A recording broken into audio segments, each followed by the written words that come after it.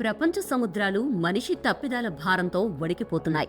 ఇవాళ కేవలం వాణిజ్య మార్గాలుగా కనిపిస్తున్న సముద్రాలు రేపు మన తప్పిదాల కరాళ వేదికలుగా మారిపోతాయని శాస్త్రవేత్తల హెచ్చరిక స్పష్టంగా వినిపిస్తోంది. 2050 నాటికి సముద్రాలపై మానవ ప్రభావం రెట్టింపు అవుతుందని పరిశోధనలు చెప్తున్నాయి. ఇది సహజ పరిణామం కాదు, విధ్వంసానికి పిలుపు. పెరుగుతున్న ఉష్ణోగ్రతలు సముద్ర జలాలను వేడి చేస్తుంటే చేపల సంపద మాయమైపోతోంది. సముద్ర మట్టాలు పెరుగుతున్నాయి. యాసిడిటీ, కాలుష్యం పెరగడంతో సమతౌల్యం చెదిరిపోతోంది. ఇవన్నీ ఒక్కొక్కటి కాదు, అన్నీ కలిసి ఒక తుఫానులా ముప్పును తెస్తున్నాయి. ఇప్పటికే 90% అంతర్జాతీయ వాణిజ్యం సముద్ర మార్గాలపైనే ఆధారపడుతోంది.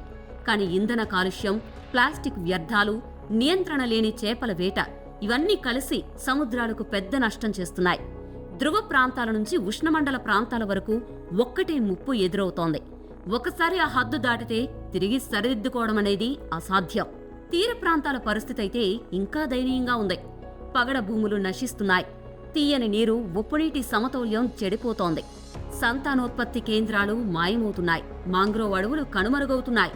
దీని ప్రభావం కేవలం సముద్ర జీవరాశులపైనే కాదు, మనిషి జీవితాలపైనా పడుతోంది. చేపల వేట తగ్గిపోవడంతో ఆహారం కొరత వస్తుంది. తీర ప్రాంత వాణిజ్యం కూలిపోతోంది. ఉద్యోగాలు మాయమవుతాయి.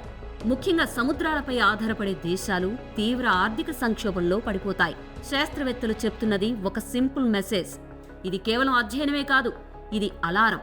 గ్లోబల్ వార్మింగ్ ను తగ్గించాలి, సముద్ర జీవావాసాలను రక్షించాలి, చేపల వనరులను కాపాడే కొత్త వ్యవస్థలు సృష్టించాలి. లేకపోతే రేపు సముద్రాలు మన తప్పిదాలను అస్సలు క్షమించవు. ఇప్పుడే మేల్కోవాలి, లేకపోతే మనం చూసే భవిష్యత్తు ఒక వినాశనమే అవుతుంది. సముద్రాలు మన జీవనాధారం. వాటిని కాపాడ్డమంటే మనల్ని మనం కాపాడుకోవడమే.